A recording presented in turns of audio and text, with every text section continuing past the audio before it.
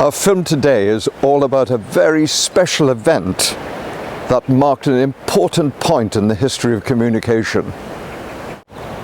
I'm at Lavernock Point near Penarth, and just behind me, in the middle of the channel, about 3.5 miles away, is the small but fascinating island of Flatholm.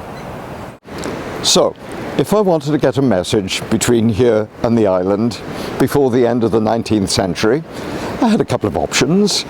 Well, I could jump in a boat and sail over. I could stand and wave some flags and semaphores.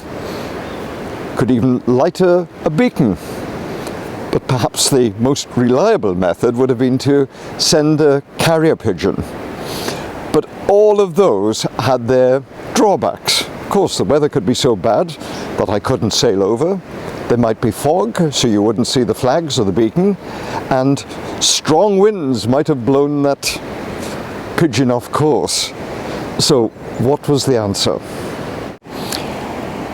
Well, that was provided by an amazing young Italian engineer, Marconi, because it was from Flatholm to Lavernock that he sent the very first wireless radio waves on the 13th of May 1897. That event was part of a history of technology that's changed our lives in so many ways. Yep, my mobile phone. Now I can get on this and I can telephone people across the other side of the world, or could even probably ring somebody in space. Remarkable achievement, but we just accept this. This is part of our daily lives. What an important event that was in May 1897, because it was starting to change the concepts of communication. So what was that young Italian inventor doing here in South Wales? Well, it was just a chapter in his life story, and his story is really quite remarkable. He was born in Bologna in 1874, and from a very early age had been interested in science, especially electricity, and then what he later called wireless telegraphy. Now, a lot of people had been experimenting with that over the years, but he was the one who perfected it. Using equipment that he designed and built himself with the help of his butler, by 1895, he was already sending wireless messages across land for a distance of 1.5 miles. Well, of course, the commercial and military significance of his work was not lost on Marconi, and so he wrote to the Italian government, to the Department of Posts and Telegraphs, who initially completely ignored his letter. Then they finally wrote back and they said that they didn't think there was going to be any benefit to be derived from his experiments. So, in 1896, he travelled to London, and there he met William Preece, and that's where the Welsh connection begins. William Preece, later to become Sir William, hailed from Carnarvon, and at that time he was the chief engineer of the General Post Office and was very involved with, obviously, telephone systems and improving communications. Well, he welcomed Marconi and was very impressed with his work. And it was during that time, when Marconi was working with the GPO, that he met George Kemp, another engineer. And George Kemp became his valued assistant for just about 36 years. At the time, Kemp was based in Cardiff, and it was he who suggested that Lavernock and Flatholm might be a suitable place to experiment with sending wireless messages across the open sea. Marconi had successfully sent messages across land, but sending messages across the open sea was a different challenge. And George Kemp wrote about those challenges in his diary. he kept the diary between the 11th and the 13th of May. This is what he wrote. He said his experiments were unsatisfactory.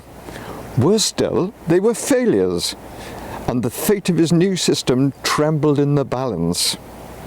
An inspiration saved it. On the 13th of May, the apparatus was carried down to the beach at the foot of the cliff and was connected by another 20 yards of wire to the pole above.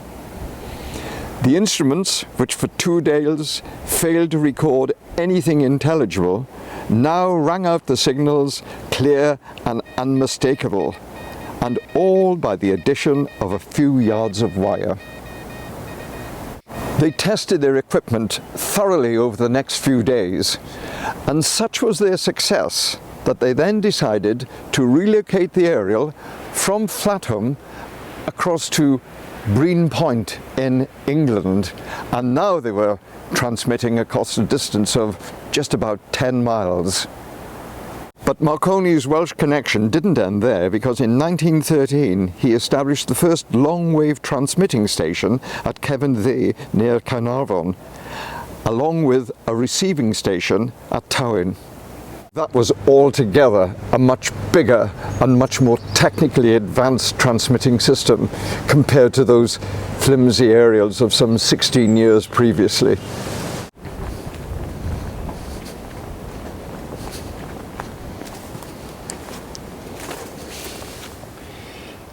So, given the significance of that event, on the 13th of May 1897, here in this small part of Wales, and when we think about how significant it was in world history, there's very little to actually mark that occasion, except for this small plaque here at Lavernock Church. So when we were doing the research for this film, obviously I went on to the internet, a lot of stuff online, read a lot of books about Marconi, but I realized that I've only scratched the surface of the story of that fascinating man and his incredible history. But there's one chap who knows so much about his life and his inventions. So it's a particular privilege to be here today with Glyn Jones, who's a member of the Barry Amateur Radio Society and really is an enthusiast on Marconi. So Glyn, I've often wondered what it must have been like for Marconi on that very, very auspicious day. In a word, terrifying. Because he's a young man, 22 years of age, full of his own self-convictions and pride in what he's done. He's worked a long, long time developing this against everybody said, rubbish, it don't work, you're going the wrong way, what do you know about it? All those kind of brickbats at him, but he just stuck with it because he knew, he had this inner belief that he was right. He believed in electromagnetic radiation. The rest of the world was on electromagnetic induction. So this young man went to Lavernock Point in South Wales, and he was surrounded by incredibly important, intelligent people. There was a spy. There was a man called Professor Slavesby. A spy? Yes, a German spy. If you want to hide something, put it in the open. So Professor Slavesby, a German, was very helpful, very kind, very considerate and chatting to Marconi and helping him. But all the time he was looking and sniffing and spying, what spies do, and taking notes. And he had to report back to Kaiser Wilhelm, Kaiser Billy of the First World War. So what actually happened on that day? Right, on that day, with all these people spying on him and looking for him and putting him down, because, you know, one of the gentlemen said, which was Lord Calvin, I'd rather put a small boy on a fast horse to deliver a message to Bristol, because that will never. And another guy said, what a stupid idea, because electricity is going to come out of that area, go into the Bristol Channel with the fastest current around, and it'll be washed away. That's a load of rubbish. It'll never work. And people like that. And so poor old Marconi was really getting upset. Now, George Kemp was on the island. He could see the flags, he could see the lighthouse, he could see the island, which was just over 3.5 miles away in old money. But you couldn't hear anything. They couldn't shout at anybody. They had no means of communication. So they sat there all listening, and because it Lavernock Point, it was just a receiver, and it printed out short dashes and long dashes. It wasn't the sound of Morse code, but you'd have the sound of the chatter of the printing of the tape machine. And then nothing happened. Just the squawk of the herringback gulls and the blackback gulls and the crashing of the waves. Silence except for nature sounds. Nothing. So Marconi thought, I'm too far away. The radio signals can't travel more than, say, 3 miles, and I'm 3.5 miles. I wonder if I get a bit closer, it'll work. So he picked up all his paraphernalia and he climbed down the cliff with his friends, and he set up again right on the water's edge. And in doing so, he had to lengthen the aerial. And then da-da-da-da, da-da-da-da, da-da-da-da, the letter V. Eureka. By lengthening the aerial, he had lowered the frequency, and serendipity hit him right between the eyes, because by lowering the frequency, it happened to concur with exactly the same frequency at that moment in time. George Kemp was transmitting the letter V. Da-da-da-da, da-da-da-da, da-da-da-da. And the rest is history. So what was the first message? The first sound was the letter V. Then it was, are you ready? Time for tea? It's cold here. Go to Hull, and stuff like that. Just simple little sentences. And that at Lavernock Point, 125 years ago this year, that ticker tape burst into life. We have in the Museum of Wales the original tapes signed by Marconi and George Kemp. And then what he did next, which is to me amazing, this is people don't take the enormity of it, he joined up 2 nations. 125 years ago, 2 nations, Wales and England, were joined together by wireless communication. This is absolutely fascinating. But what is it about Marconi that's interested you, and how long have you been researching him? I would say more than 30 years. Yeah. And the reason being is the excitement of it. As a child, I used to go every Saturday and take a big glass accumulator with a glass battery down to the ironmonger shop to get it charged, because my dad used to, like everybody, do the football balls, and he wanted a full battery so the radio could pick up the football balls. And during the night, I used to sneak down and turn on the radio and listen to the amazing radio signals that would come in around the world.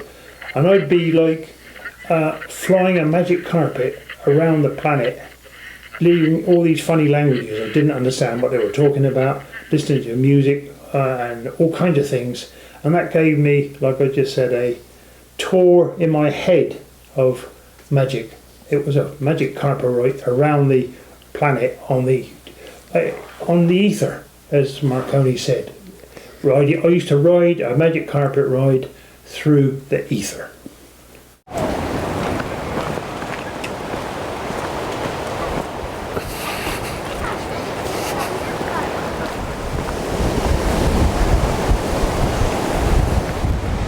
Glyn is such a wonderful enthusiast, and it's rather inspired me to come down to this very beach where that remarkable event took place.